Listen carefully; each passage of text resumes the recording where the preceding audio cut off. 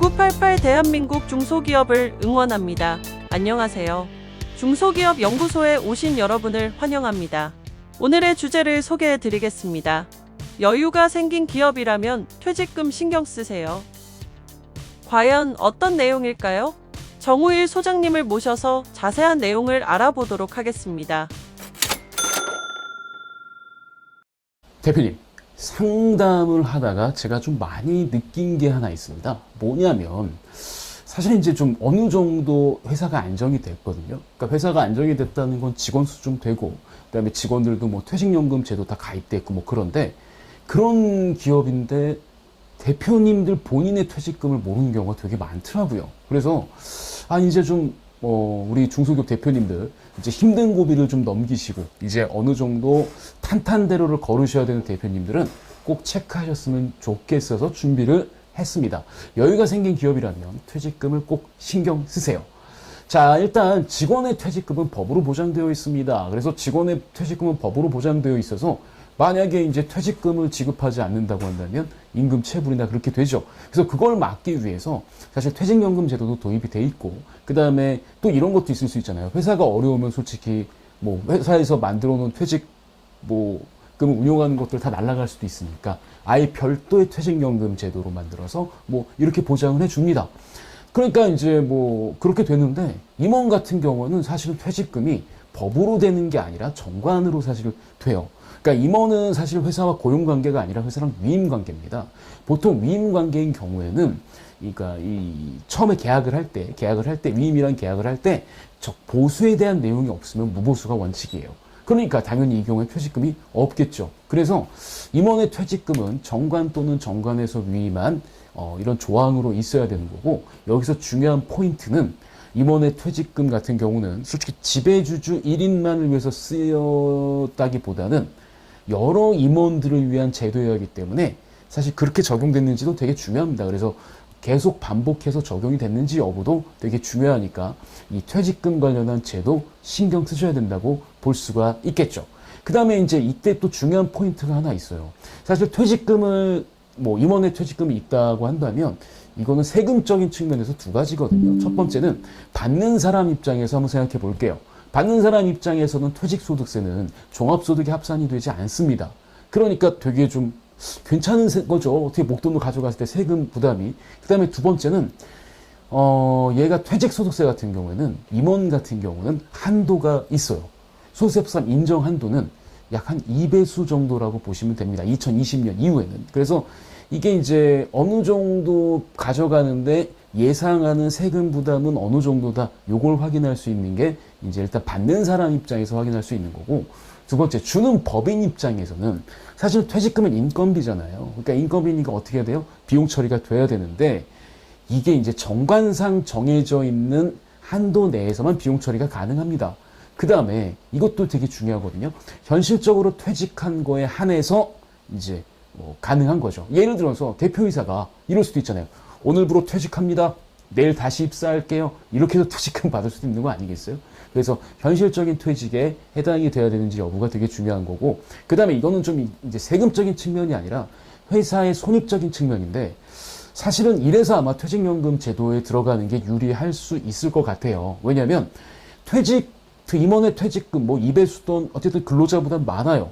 근로자는 3개월 평균 급여에 대해서 근속연수 이런 개념이지만, 임원 같은 경우에는 3년 평균 연봉의 10%예요. 그러니까 당연히 근로자보다 1.2배가 많고 거기에 2배수까지 되니까 약 2.4배가 많잖아요. 그러니까 금액이 커요.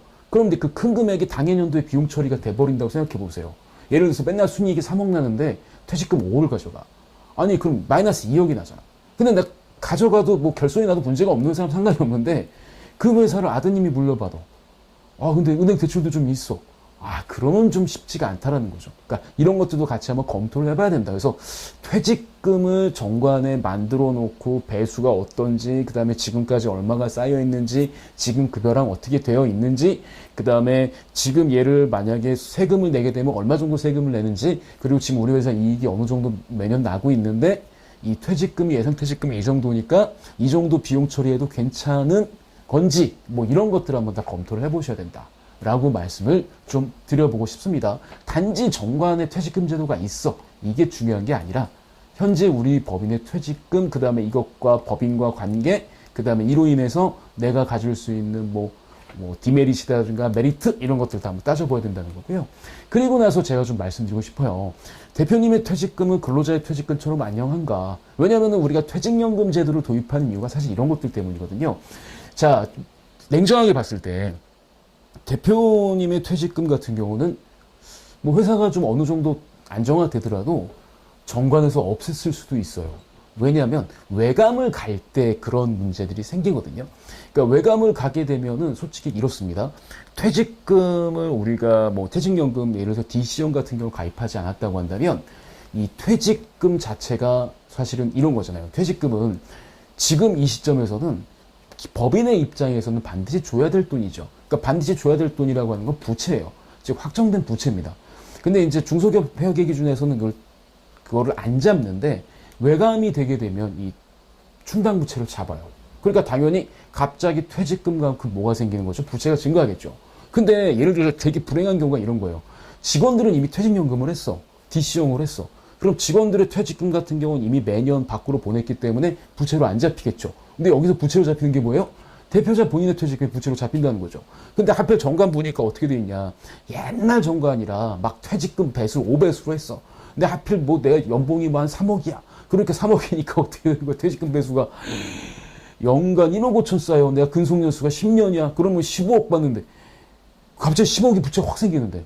그러니까 당연히 그때 퇴직금 빼고 뭐해서 막 그렇게 갈 수도 있거든요. 그러니까 사실은 대표자의 퇴직금은 근로자의 퇴직금처럼 안녕한가? 이런 부분은 되게 좀 우리가 여러 가지로 생각해 봐야 됩니다.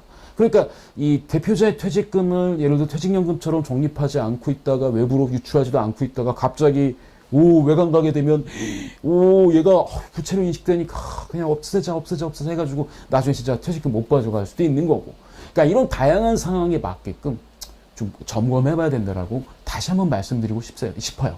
그 다음에 이제 또 한번 확인해야 될 게 많은 대표님들이 사실은 퇴직금 중간 정산 하신 분들이 좀 있어요. 근데 이게 2015년 이전에 하셨으니까 사실은 뭐 이미 한 7년 정도 경과가 돼서 이제 뭐 이걸로 인한 세무적인 위험성은 직접적인 위험성은 없을 것 같긴 합니다. 이제 시간이 지나면 지날수록. 근데 문제는 말입니다. 한번 퇴직금을 중간 정산했으면 그걸로 끝이 되는 게 아니죠. 다시 퇴직금 제도를 부활을 할 수가 있어요. 이제 그 부활하는 방법은 일단은 뭐 주주총회 결의를 거쳐야 되는 거고 그 조건이 이제 어떠냐에 따라서 되게 달라질 수는 있는데 이런 것들도 한번 생각해 봐야 된다. 그리고 저는 이렇게 생각해요. 임원의 퇴직금 있는 게 좋습니다. 제도가. 뭐 외감이든 뭐든. 왜냐하면 특히 가지급금 같은 대여금, 즉 회사에 갚아야 될 돈이 있는 대표님들 같은 경우는 퇴직금으로라도 그걸 갚아야 될 거 아니에요.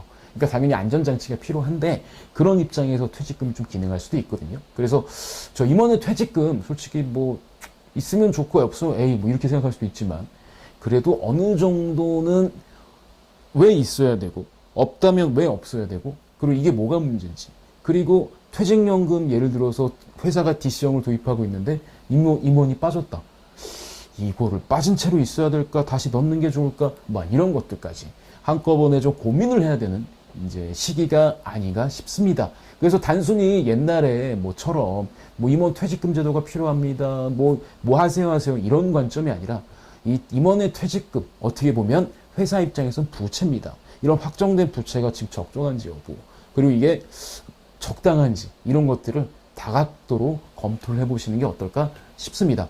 저희 웰스겜 연구소에서는 언제든지 대표님의 현재 퇴직금에 이런 것들이 궁금하신다고 한다면 언제든지 저희가 상담을 도와드리고 있습니다. 언제든지 연락 주십시오. 구독, 좋아요, 알림은 저희가 콘텐츠를 만드는데 많은 도움이 됩니다.